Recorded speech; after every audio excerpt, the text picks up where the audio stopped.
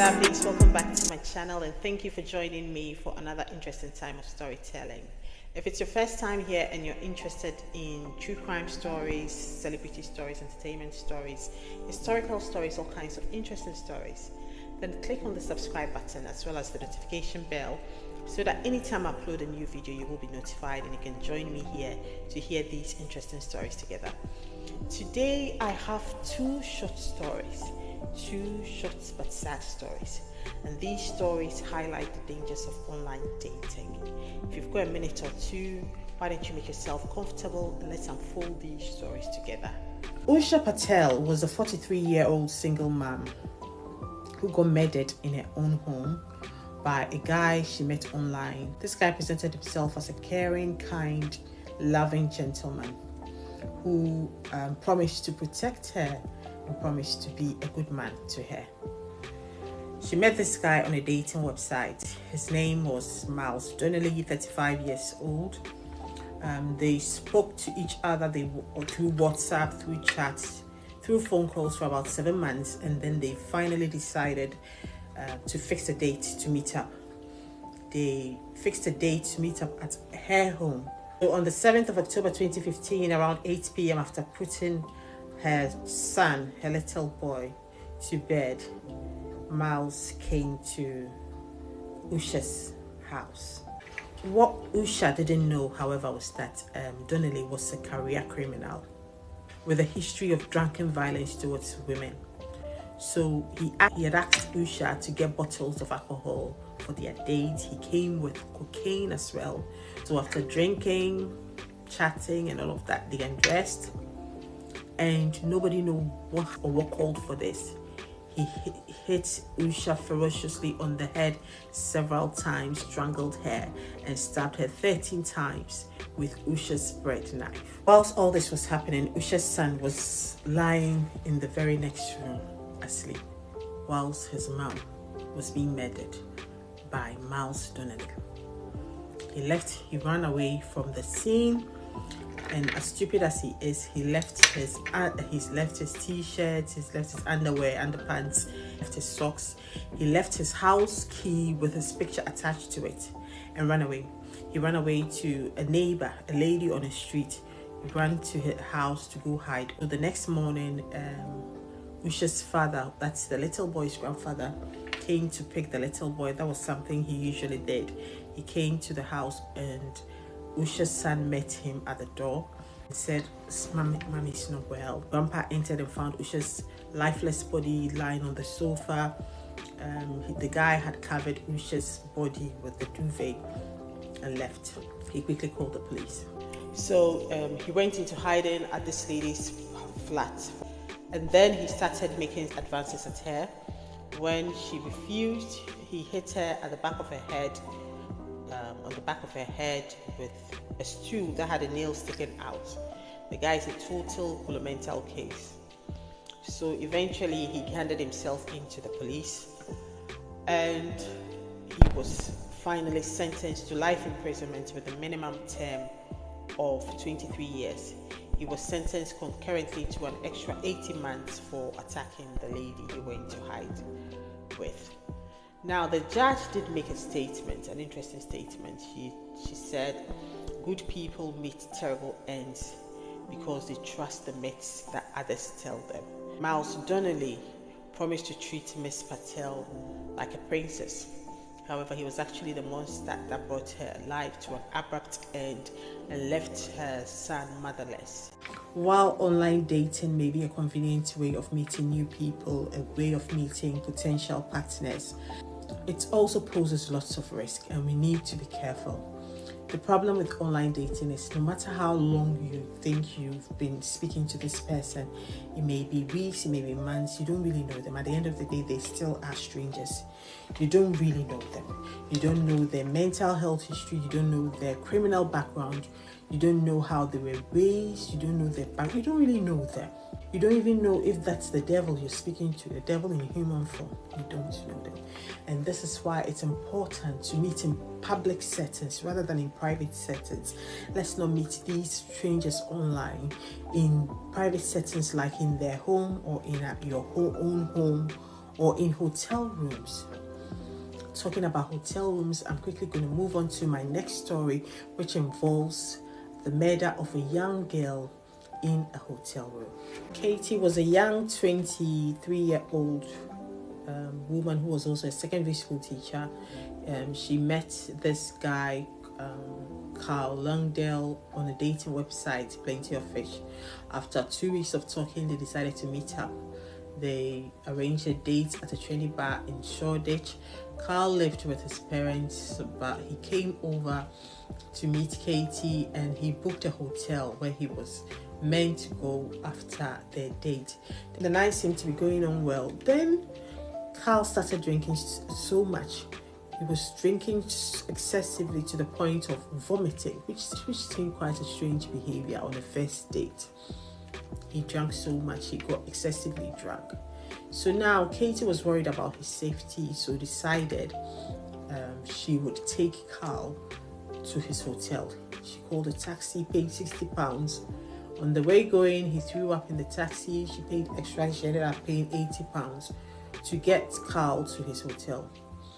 When he got to the hotel, the reception, she explained everything, took Carl to his hotel room, and once the hotel room door was shut, the monster in Carl came out.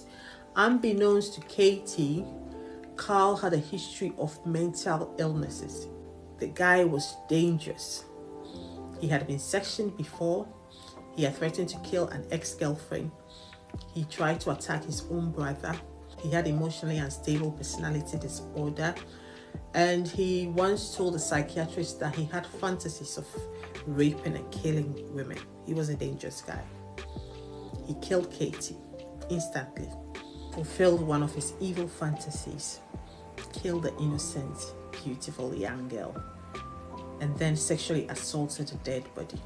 He then took photos of it with his phone, got one of the laundry carts in the hotel, put Katie's lifeless body in the laundry cart, dragged it out of the hotel to the woodlands behind the hotel, came back to his hotel room and slept. He woke up the next morning, went to eat breakfast, then he went back home to his parents, took his dog for a walk as if nothing had happened. The good thing was Katie informed her friends about this guy. Katie told her friends where Carl lived. Katie told them about their date. So when nobody was hearing from Katie after that day, Katie's parents contacted Katie's friends and they told them that Katie had gone on a date with this guy called Carl and this is where he lives. So Katie's dad went to Carl's parents' home, got there, explained everything. Our daughter went on a date with your son. We haven't heard from her again. So Carl's mom called Carl whilst he was on his walk. He answered the phone and broke down and told the mom what he had done. Told mom that he was a monster and he actually killed Katie. So Katie's dad quickly called the police and the police arrested Carl immediately at the park. Now, when he was taken to the police cells, and he realized the gravity of his confession, he tried to change his story. He tried to say that, actually, he didn't intend to kill her. It was a sex game gone wrong. Despite all the evidence that was brought against him, the CCTV camera recordings and all of that, he still insisted that he didn't mean to kill her. Carl was a controlling, manipulative young man who presented himself as a gentleman on social media. He presented himself as a lawyer with his own private law firm, which was not true. He also stated on his social media that he had a postgraduate degree in journalism. There are pictures on his social media of him traveling here and there, playing cricket. There are female friends on his social media commenting on his posts, liking and commenting. So I think he's an ordinary gentleman. That's how come he was able to play the young lady, Katie. Carl was sentenced, regardless of his life, was still found guilty and sentenced to life imprisonment with a minimum term of 26 years. An inquest found out that Katie died by strangulation. The monster Carl strangled Katie in the hotel room. Now, whilst in prison, he also tried to strangle a prison officer. The guy is so evil, but he wasn't successful. And then soon after, in 2021, he slashed his own throat and died in prison.